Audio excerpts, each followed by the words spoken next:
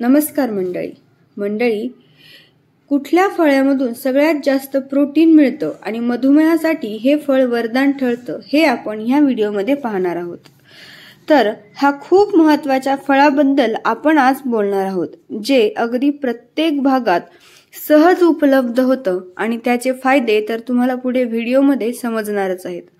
तर आज आपण पाहणार आहोत fruits with the most protein, म्हणजे असं एक फळ, एकाच फळाबद्दल ज्याच्यामध्ये most of the most protein असतं. आपण आहारात प्रथिनांचा समावेश करण्यासाठी योग्य पदार्थ शोधण्याच्या मागे लागतो आणि आहारात किती प्रोटीन आहे हे समजून घेण्याचा प्रयत्न आपण बऱ्याचदा करत असतो. मंडळी, आजकाल बॅलन्स्ड डाएट फार महत्वाचं आहे. आहारात प्रथिनांचा समावेश असावा असे अनेकदा आपल्याला सांगितले जाते. त्यामुळे प्रथिने हा आपल्या शरीरासाठी उपयुक्त असा महत्वाचा घटक असतो. पण जर आहारात पुरेशा प्रमाणात प्रथिने घेतली नाहीत तर त्यामुळे शरीर, हाडे कमकुवत होऊ शकतात. म्हणून मग आपण आहारात प्रथिनांचा समावेश करण्यासाठी योग्य पदार्थ शोधण्याच्या मागे लागतो आणि आहारात किती प्रोटीन आहे हे समजून घेण्याचा आपण प्रयत्न करत असतो. ह्याबद्दल पोषण तज्ज्ञ लिमा महाजन यांनी अलीकडेच अशी माहिती आपल्याला शेअर केली आहे, जी कदाचित कोणालाही माहिती नसेल. तर मंडळी, ती माहिती म्हणजे 4 ग्राम प्रथिने असलेले एकमेव फळ पेरूबद्दल माहिती देत तज्ज्ञ म्हणतात, यामध्ये 1 कप पेरू, 4 ग्राम प्रथिने जवळजवळ अर्ध्या उकडलेल्या अंड्या एवढेच असतात. प्रथिनांच्याही पलीकडे पेरू हा मधुमेह असलेल्यांसाठी फायदेशीर, तर फळांची पाने उकळवून त्याचा चहा पिणे आरोग्यासाठी फायदेशीर ठरू शकतो. पेरूमध्ये प्रथिने असतात का, तर याबद्दल जाणून घेण्यासाठी द इंडियन एक्सप्रेसने ठाणे येथील किम्स हॉस्पिटलचे डायबिटॉलॉजी विभागाचे प्रमुख डॉक्टर विजय नेगलूर यांच्याशी चर्चा केली होती. त्यांच्या म्हणण्यानुसार पेरूमध्ये प्रति कप सुमारे 4 ग्राम प्रथिने असतात. पण हे एकमेव फळ नाही ज्यामध्ये प्रथिने जास्त प्रमाणात असतात. तर पेरू बरोबरच ॲव्होकाडो, फणसामध्ये देखील काही प्रमाणात प्रथिने असतात. पेरूला खास बनवणारी गोष्ट म्हणजे प्रथिने, फायबर, व्हिटॅमिन सी, खूप कमी ग्लायसेमिक इंडेक्स याचे अद्वितीय मिश्रण या एकाच फळात आहे. म्हणूनच मधुमेह असणाऱ्या लोकांसाठी हे फळ भरपूर फायदेशीर ठरते.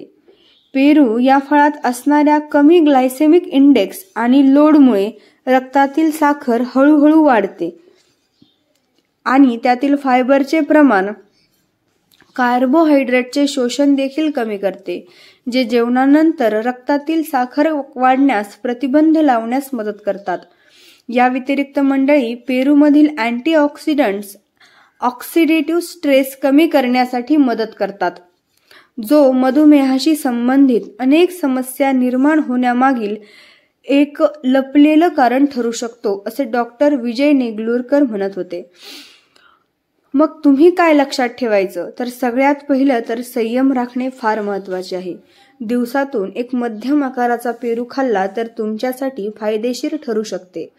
डॉक्टर नेगलूर यांच्या मते मधुमेह असणाऱ्या व्यक्तींनी जास्त पिकलेले पेरू खाणे टाळण्याचा सल्ला दिला आहे, कारण पेरू गोड असतात. यामुळे केव्हा केव्हा साखरेची पातळी लवकर वाढू शकते. जर तुम्ही नियमितपणे पेरूच्या पानांच्या चहाचे सेवन करणार असाल तर तुमच्या डॉक्टरांना कळवा, जेणेकरून ते तुमच्या औषधांचे निरीक्षण करू शकतील आणि आवश्यक असल्यास त्यात काही बदलही करू शकतील, म्हणजे तुमच्या औषधांच्या डोसेसमध्ये काही बदल करू शकतात. तर मंडळी, मधुमेह असणाऱ्यांनी फळांचे सेवन करताना नेमकं काय लक्षात ठेवलं पाहिजे हे आता आपण पुढे पाहूया. फळं खाण्याची वेळ आणि प्रमाण याकडे नेहमी लक्ष दिले पाहिजे. फळांचा रस पिण्याऐवजी संपूर्ण फळच खाल्लं पाहिजे.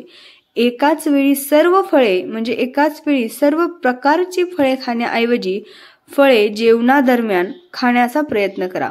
त्याचबरोबर हेही लक्षात ठेवा की आरोग्यासाठी पेरू उत्तम असला तरीही तुमचे लक्ष बॅलन्स्ड डाएट म्हणजे संतुलित आहार, व्यायाम आणि तुमच्या उपचार पद्धतीचे पालन आदी अनेक गोष्टींवर अवलंबून असले पाहिजे असे डॉक्टर म्हणतात. तर मंडळी, माहिती तुम्हाला नक्कीच कामाची वाटली असेल अशी मी आशा करते. पुन्हा भेटूया अशाच नवीन माहितीपूर्ण व्हिडिओसह. तोपर्यंत मस्त रहा, चुस्त रहा आणि खात रहा. चॅनलला सबस्क्राईब करायला मात्र अजिबात विसरू नका.